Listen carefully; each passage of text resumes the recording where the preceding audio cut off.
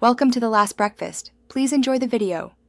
You begin by creating your Twitch account and turning on two-factor authentication. This protects your channel and unlocks streaming. Next, install OBS or Streamlabs and set a base resolution and FPS that match your upload speed. For example, 720p at 30 FPS if bandwidth is limited.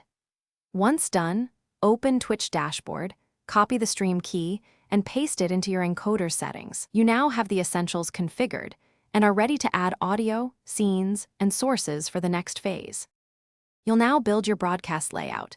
Create multiple scenes such as gameplay, intermission, and starting soon. Add game capture or window capture for your game, then position a webcam source and apply a slight border or crop so it reads well on stream. Adjust microphone gain and use filters like noise suppression and compressor to keep your voice clear. Once you have overlays and alert widgets configured, assign hotkeys and save a scene collection so switching midstream is seamless and repeatable. You're ready to go live. Start with a local recording or a private test stream to verify visuals, audio, and overlays. While live, keep an eye on encoder bitrate, CPU usage, and dropped frames. Monitor chat so you can interact.